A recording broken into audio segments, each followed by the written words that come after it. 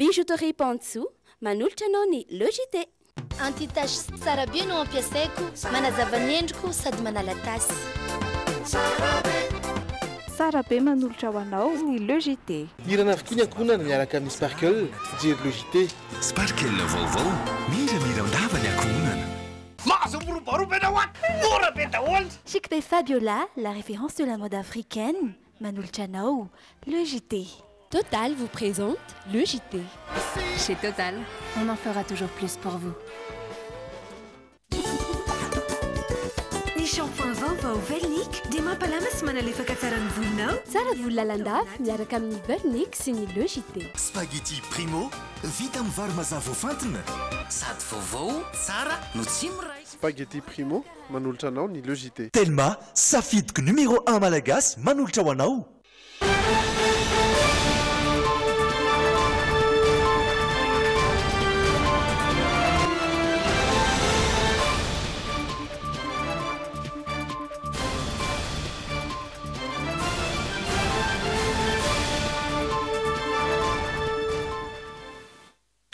Miarabana rehetra manaraka ny le JT amin'izao alatsinainy faharoan'ny volana jolay izao. Ireto avy hatrany ny lohateny somony amin'ireo vaovao atolotra antsika ato anatin'ny tapany voalohany.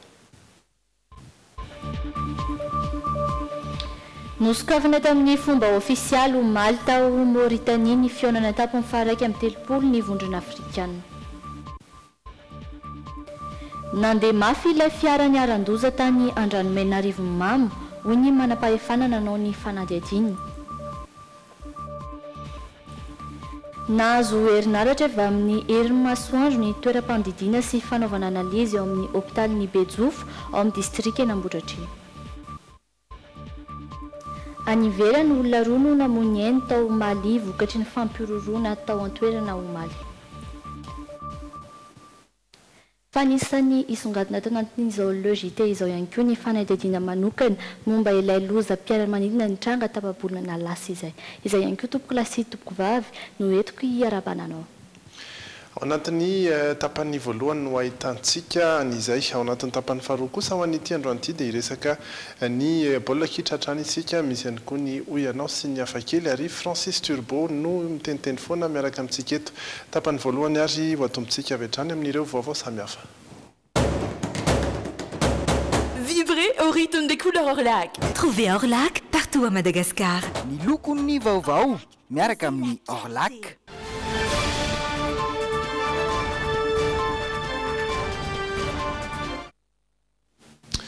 Ary dia ho an'ny Mauritanie avy hatrany tsika satria nosokafana tamin'ny fomba ofisialy omaly ny fiaonana an-tampony faraiky amin'ny telopolo ny vondrona afrikana ary délégationna marobe avy amin'ny firenena samihafa no any an-toerana. Votoatin'ny fionana ny andresena ny kolikoly anisan'ireo tonga tany an-toerana ny filoham-pirenena malagasy Hery Rajaonarimampianina nambarany fa zava-dehibe ho an'ny firenena izao fifanankalozana izao no izy mitondra ho an'ny fampandrosoana mitaitra ny vaovao Piardina Razafindriamanana. Mbola miady amin'ny kolikoly hatreto ny firenena afrikana anton'izao fionana an-tampony faharaiky amin'ny telopolo no tanterahana teto Nouakchott ao Mauritanie izao. Andresy ny kolikoly izay no loha hevitra tamin'ny fionana an-tampony anisan'ireo filoham-pirenena tonga nanatrika izany teto Nouakchott ny filoham-pirenena Hery Rajaonarimampianina niaraka tamin'ny délégationna maro. Fotoana ihany koa niaonany tamin'ireo filoham-pirenena samihafa. Ny bahana nandritra ny lahateny ny fandimbiasana nandritra ny fanokafana ny fionana an-tampony androany ny tokony hijerena paikady andresena ny kolikoly izay hita amin'ny sehatra samihafa. Nanamafy ny filoham-pirenena fa zava-dehibe ho an'ny firenena izany ary ao anatin'ny fisandraitan'ny toe-tsaina izay tokony ananany tsirairay mba hitondra makany amin'ny fampandrosoana. Tsy maintsy apetraka an'ilay fiaraha-miasa, fiaraha-mientana eo amin'ny samy tany fikambana atao amin'ny vondrona afrikana mba hahazoana amin'ny fampizarana izay traikefa izay ary hahazoana ihany koa izany mametraka izay lamina isaky ny firenena entina mba hiadiana amin'izany kolikoly izany satria io any tena hoantoky ny fampandrosoana tanteraka mihitsy. No amafisy ny filoham-pirenena ihany koa fa tokony ao anatin'ny fitoniana sy lamina tanteraka no anatanterana ny ady rehetra izay hatrehany. Anisan'ny viana ho apetraka araka izany ny tadiavana vahaolana miaraka mba hisiany ny filaminana eto Afrika. Ny zavatra nanahirana foana hatramin'izay dia zao niankin-doha tamin'ny hafa ny vondrona afrikanina eo amin'ny fampanjariana izay fandriam-pahalemana izay atao ny firenena mikamba atao ireo firenendehibe ireo izay manampy amin'ilay izy amin'izao fotoan'izao zany ny vondrona afrikanina dia mieritreritra fa tokony andray antanana amin'ny fomba andeha ataoko hoe maleo tena eo amin'ny famatsiana indrindra amin'ny ara-bola sy ara-pitaovana an'izany fametrahana fandriam-pahalemana izany izy. Firenena manodidina ny 7 no tonga nanatrika izany. Teto an-toerana kosa mahakasika ilay lozam-pifamoivoizana mbola manaraka fitsaboana eny amin'ny hôpitaly ny 30 amin'ireo niarambonina tamin'iny loza teny Andranomena Rivonimamy iny. Misy 3 kosa ireo efa nody any amin'ny fianakaviany, isan'izany Rasoa sy Clarisse avy any amin'ny Mertsetosika, ny resaka tamin'izy ireo androany Miarsoa Rojoravaka sy Dolphe Rakotoniany. Nivoaka ny hôpitaly androany folakandro i Rasoa Arlalao Ernestine, renim-pianakaviana 27 taona, sy Miarsoa feno Clarisse, zanany faravavy 17 taona, samy tsy maty fo amanaina tamin'ilay lozam-pifamoivoizana teo amin'ny tetezana Ombifotsy amin'iny lalam-pirenena voalohany iny.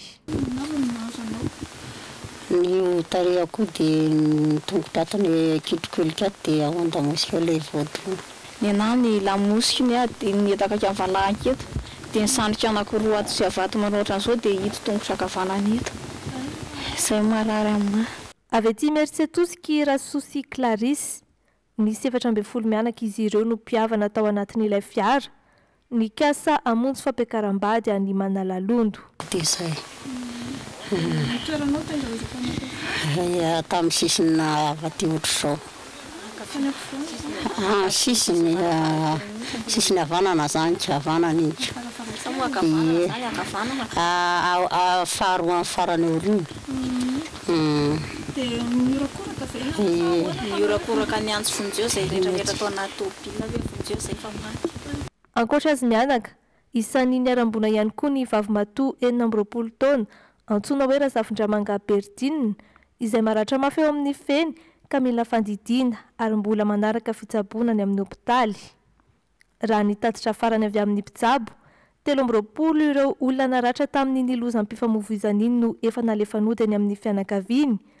Ny 30 kosa mbola tazomina ao amin'ny hôpitaly manaraka fitsaboana, ka ny 10 amin'ireo no mbola ahina ny fahasalamany. Ary tia mbola mandeha ny fanadihadiana mahakasika izay lozam-pifamoivoizana izay anisan'ny horesahantsika izay afaka fotoana fohy hiato vetivety monja aloha isika anatin'ireto dokam-barotra ireto.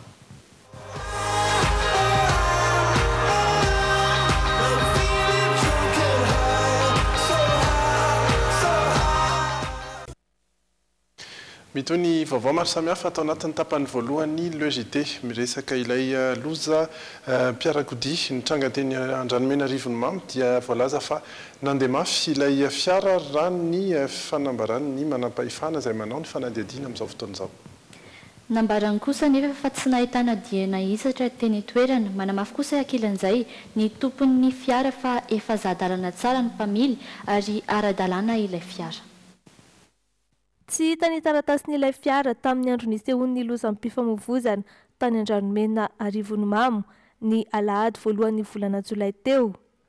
Ny fijerena tety fotony any aloha arak'izany no anaovana tombana ny mety ho antony nahatonga ilay fiara nivarina tao amin'ny tetezana Ombifotsy. Marary koa moa zany amin'ny hôpitaly dia mbola tsy avelan'ny dokotera mandray ny fanambaran-jareo izay dia mbola miandry amin'ny salama zany miandry andreo afaka atosiona satria vao manaka ino moa zany manam-baovao amin'izay fa ny tompon'ny fiara kosa mbola anatin'ilay mikarakara ilay fianakavian'ilay maty izy satria tsy maintsy ho raisina izy maty satria ny tompony andafy voalohany koa amin'ny resaka tomobiliny dia mbola anatin'ilay mikarakara ilay fahoriana zany amin'izao ilay olona maty ireny dia ilay fiara ilay sofera moa zany maty izy. Neritrerina moa zany dia hita zany fa nandeha mafy ilay tômôbila tongan'ilay olona ireo, ilay taxi borosy zany nandeha mafy. Dia tsy voafehantsony ilay tômôbila dia izay nahatonga ny fianjarany tanatin'ny ambany tetezana iny. Manamafy kosa andanin'izay ny tompon'ny fiara fa ara-dalàna ary tsy manana olana amin'ny resaka isatra ny fiara. Ny mpamily ihany koa efa zahadalana. nisy tokony nisy ao anatiny zany ny olona ao anatiny satria zay efa misy brao le riano zato a dia nitapako anaty brao zany 48 zany io miaraka ny chauffeur sy ny chauffeur dia 46 zany voyageur ao anatiny io zay mandovola fa ny zazakely efa hitanareo reny ny zazakely reny moa zany tsy mandoa reny efa hitanareo reny vao nita tsara tena voaingany io namboarina chauffeur anay efa nitondrany efa ely izy efa matorana izy anankiroa mantsy ny chauffeur an'io e dia ny chauffeur an'io ankiray marary dia any an-tanàna fa le anankiray iny dia iny zay fa tsy hitako hoe inona ny problème le chauffeur. Mbola andrasana araka izany ny valiny ny fanadihadiana ataony manam-pahefana.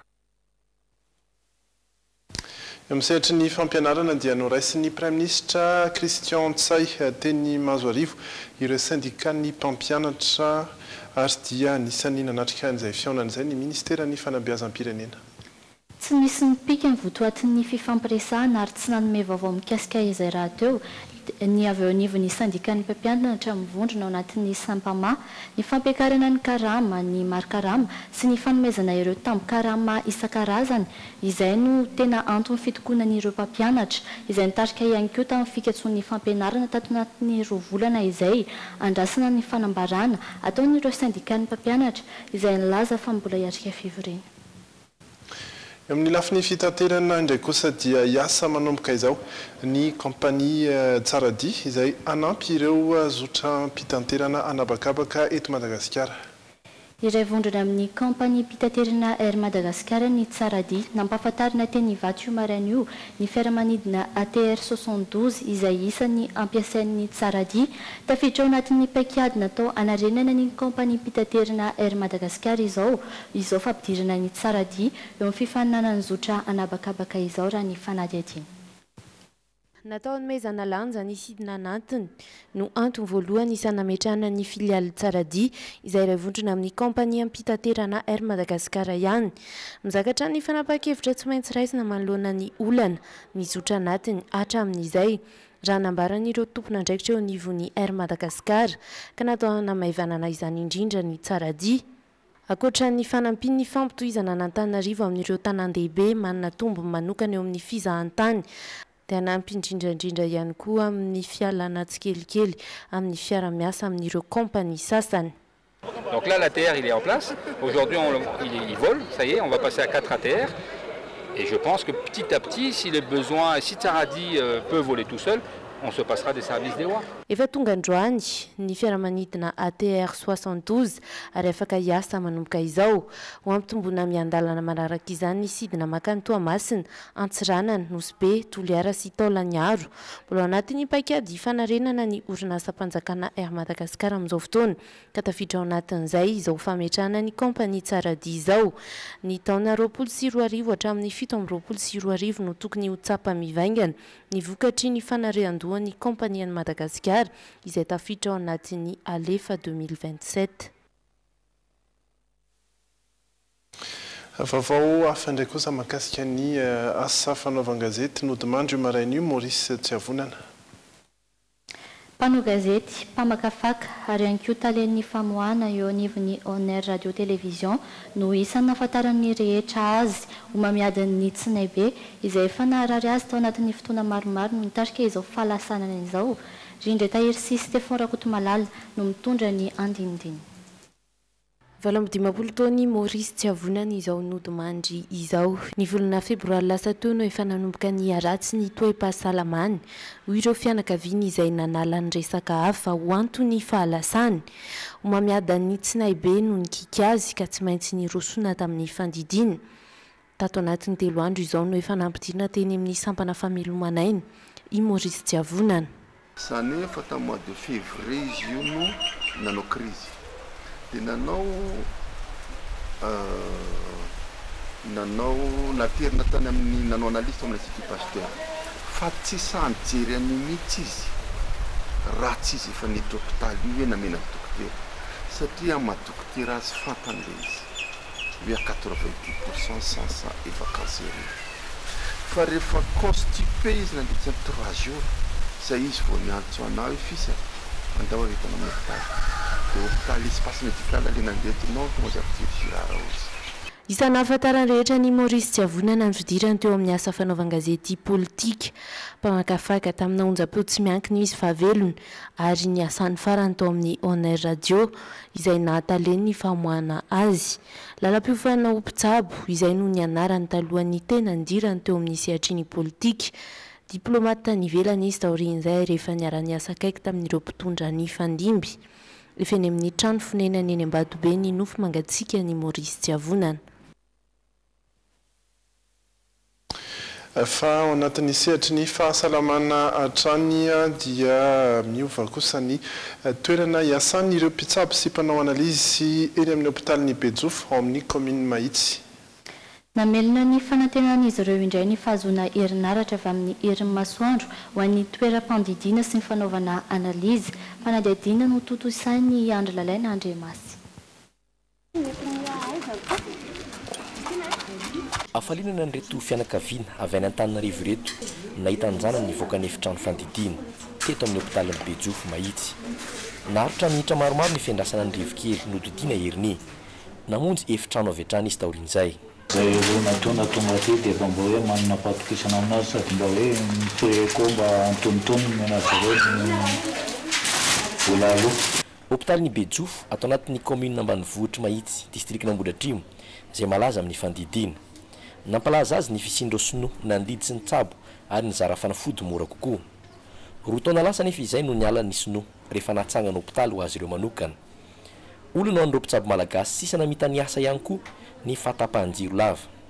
Delestage izay maharitra adiny roa eo ary miverina indroa na intelo isan'andro. Tsy maintsy miomana foana zany amin'ny matompona ndraiky tsara dia amin'ireo fanazavana maro samihafa izay amina fandidiana sasatsasany tena maika. Ohatra hoe ny fandidiana miteraka na ny opération césarienne dia misy hoe tena ao anatina 15 minutes dia tsy maintsy didiana ilay olona dia voatery zany mampiasa ny ataontsika hoe fanazavana ohatra hoe mampiasa torsa atao amin'ny loha iny no fanomezana tanana dia vitaina foana ny opération satria aina no vonjena amin'izay fotoan'izay. Tsy maintsy averina koa ny analizy raha sendra tapaka ny jiro. Miverina milahatra mba alaina raha zany ireo marary. Taty aoriana ny voly novambra lasa teo vokatra ny fiara-miasa tamin'ny Asmada fikamanana Frantsay dia nahazo panneau solaire miisa 30 izay fahanana batery 420 mitondra fitaovana mpamadiky herinaratra na convertisseur miisa 3 ny hôpitaly. Tetikasana 7,3 euro na 2,50 tapitrisa ariary. Raha ohatra zany le plaque amin'ny andro ratsy na andro rino ohatry zao mety tsy maraka izy zavatra masoandro dia mampiditra aloha jirama. Raha santsy koa tapaka ny jirama zany dia mampiditra ihany koa groupe zany hoe anankitelo zany miavaka amin'ny sary zan'ilay batery zany amin'izay fotoana. Fa ny tena voalohany aloha zany raha vao mafana ny andro dia ny panneau solaire ny tena manana azy.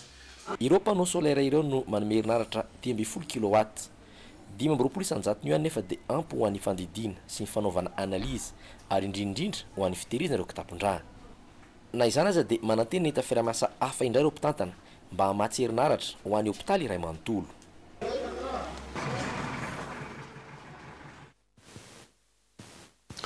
Fa tapabolana lasa izay no nisehon'ilay loza mpiara-manidina nafaty olona 5 teny Ampangabe. Mbola ao anaty fanadihadiana tanteraka ny bureau misana ny famotorana ireo lozam-piara-manidina eny anivon'ny ministeran'ny fitaterana. Tsy misy ny mipika ao anatin'izany, tsy mbola afaka mandroso fipetraka hevitra hatreto nahita oronam-peo mandrakitra ny fifandraisan'ilay fiara-manidina tamin'ny sampana mpikirakira ny fifamoivozana anabakabaka izy teto amin'ny logité tamin'ny 7:20 minitra teo eo no tsy hita tamin'ny radara intsony ilay pipeur Jerry Edouard sy Douda Razarinjato no mitatra amintsika ny andindininy izay. Ny tranikala live atc.net no mirakitra ireo fifandraisana rehetra avy amin'ny serana mpiara-manidina Ivato. Ny oronam-peo voaray no nahafahana manombana ny fotoana tokony anjeran'ilay fiara-manidina. Tsy nisy boîte noire atao anatin'ilay pipeur PA31 Navajo mianjera teny Ampangabe ka tsy misy nahafantatra ny zavantranga. Nitarika ny lozam-piara-manidina tapabolana lasa zay. Tsy aivina fa nanatanteraka fanazarantena tao amin'ny faritra iray manodidina ny teny Ampangabe ilay fiara-manidina. Mpanamory miisa 4 ny tao anatiny. Kilo Fox you had Salana Pranway 11 Confirm altitude of flight Delta 7. 6,000 feet at the ground, 5 Roger, report ready. Tsy afaka nandika ny fifandraisana izahay ka nanantona mpampianatra mpanamory fiaramanidina iray nanazava ny ambangovangony resaka ny fanaovana tao. Nandeha nanao entraînement zalahy tamin'ny 6 teo izy no niainga dia niantso araka ny procédure fanao ny pilote rehetra zany niantso izy isaky ny 10 minitra dia tany amin'ny Delta 7 no toerana nalehany zay toerana manodidina ny Apangabe ambadika Ambotro Manjaka. Araka ny fifandraisana nataon'izy ireo tamin'ny tour de contrôle no nahafantarana fa tamin'ny 6 ora teo eo no nanaingy ho any amin'ny Delta 7 izy ireo ilay toerana hanaovana fanazarantena. Delta 7 zany amina zone dangereuse moa ny fiantsoana azy amintsika dia fanaovana parachutage ny tena izy nanaovana an'io zone io fa rehefa tsy misy parachutage dia ny resaka entraînement androplanina manao entraînement zany any mihitsy ny fanaovana ny roplanina rehetra entraînement rehefa misy entraînement atao.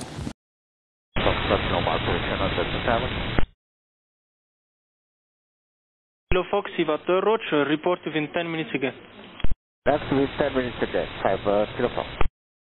Izay fifandraisana izay no refarany avy tamin'ilay fiaramanidina ny fanambaran'izy ireo fa tomombana avokoa ny rehetra tokony ho tamin'ny 6 ora sasany. 924 zany no appel communication ny varitra farany ny fandraisan'ny farany tamin'ny tour de contrôle lazany hoe opération normale zany hoe nizotra tsara le volana nataony dia 2 minitra taorianan'izay zany hoe tamin'ny 26 minutes teo zany 09:26 teo zany no tsy hita tamin'ny écran radar intsony izy zay. Nanomboka teo ny fikarohana rehetra. Car 713 Tana radar request relay please on 5 Kilo Fox training overhead Delta 7 sector, negative contact with us. 5 Kilo Fox Madagascar 713 on 120.1. Nantsoina saingy tsy namaly intsony ilay fiaramanidina fantatra fa tamin'ny ahavo 6000 pieds na 700 metatra teo eo no nisy an'ilay aeroplanina nandritra ny sidina nataony. Negative contact with 5 Kilo Fox. Teo zany nanomboka ny fikarohana ny tour de contrôle nanandrana ny antso azy foana hoe nieritreritra tamin'ny voalohany mino fa nieritreritra izy hoe radio fotsiny tapaka dia niantso azy foana dia tsy nisy valiny moa fa avy eo zany nahazo antso ry zareo hoe nianjera akaikina Apangabe ry zareo le aeroplanina. Mbola ao anaty fanadihadiana tanteraka ny birao misahana ny famotoran'ireo loza mpiaramanidina eny amin'ny ministera ny fitaterana. Tsy misy mipika ny ao anatin'izay, tsy mbola afaka mandroso petra-kevitra hatreto, tsy mbola azo atao kosa ny mandroso petra-kevitra hatreto. Za zany mangataka mihitsy hoe tokony tsy hisy supposition ninninina mihitsy satria manjary mieritreritra hoe resaka erreur de pilotage ve sa inona ve fa misy infinité zany ny possibilité zavatra mitranga tsy resaka pilote fotsiny mety resaka aeroplanina mety resaka zavatra fa ireo zavatra mety mitranga ireo zany tsisy mahafantatritsika. Fanajanany mémoire-ndreo maty zany dia tokony tsy hanao supposition mihitsy zany tsika fa dia miandry zay valin'ny bureau d'enquête. Eo amin'ny vaovao any ivelany olona roa no namoy ainy tao Mali vokatry ny asa fampirorona tany an-toerana ao Mali. Raha ny fanazavana dia nataon'ireo mpampiroro hifanindran-dalana tamin'ny fivorian'ny vondrona afrikanina ity hetsika ny tanteran'izy ireo ity. Nahitana asa fampirorona indray tany Mali tamin'izao akatiny ny fivorian'ny vondrona afrikanina izao. Tamin'ity indray mitoraka ity dia ireo miaramila frantsay ao anatin'ny opération Barkhane no nokendren'ny mpampiroro Mali. Ireo miaramila ireo izay niasa tao Gao tamin'ny fotoana nafiana azy ireo nafatesana olona roa ary naratrana olona 10 maro ka ny valo tamin'ireo dia avy amin'ny tafika frantsay raha ny tatitry ny ministeran'ny fiarovana maliana. Ny zoma teo efa nisy nanafika ihany koa ny avy amin'ny vondrona G5 Sahel tao afovoan'ny Mali raha ny fanazavana voaray dia fanahin'ireo mpampiororo natao ny fanindry tamin'ny fivorian'ireo mpitarika ny vondrona afrikanina izay natao tany Nouakchott tany Mauritanie ny hetsika. Andrasana araka izany ny fanehoan-kevitry ny filoha frantsay Emmanuel Macron momba ny zava-nisy. Fa ny tany Meksika indray kosa dia nisy ny fifidianana filoham-pirenena lany ho filoha Meksikana Andrés Manuel Lopez. Izy izay kandida avy tamin'ny antoko ankavia ary manana ny politika ny fanovana goavana indrindra tamin'ireo kandida ny fanandrina taminy. Olona manodidina ny 7.20 tapitrisa ny tonga naneho ny heviny tany Meksika.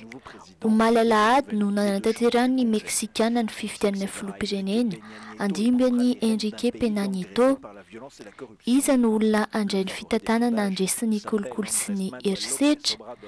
Nosafidin'ny vahoaka i Andrés Manuel Lopez avy amin'ny antoko ankavia.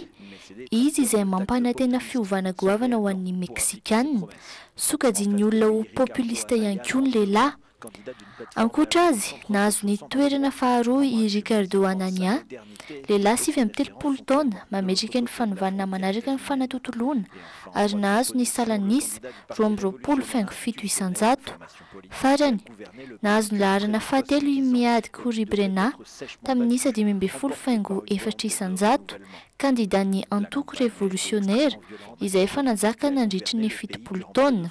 Anisan'ny ny fitorana ihany koa ny fanatsarana, saingy tsy naharesy lahatra ny maro intsony. Nandritry ity fifidianana ity no nafana indrindra ny fampelezan-kevitra. Mpanao politika manodidina ny 730 no nisy namono nandritry izany ary kandida olo-olona ny maro anisa. De peur des répercussions. Izay ny tapany voalohany ny logité tamin'ity androany ity ireto indray ny lohatenin'ireo miandratsika afaka fotoana fohy. Mifandray amin'izay indrindra ny sarin'ny Kylian Mbappé no nanontaniana ireo olona teny an-dalana be tamin'ity androany ity ao anatin'ny Oyanao. Lamba fitafy Kambodjiana natsoina hoe krama lava indrindra maneran-tany no entina ao anatin'ny hafakely. Ireo rehetra ireo no miandry anao anatin'ny tapany faharoa iarahana amin'ny Rejatahina sy Francis Turbo, ny tena kosa mametraka ny veloma mandra-pitafa ho amin'ny manaraka indray.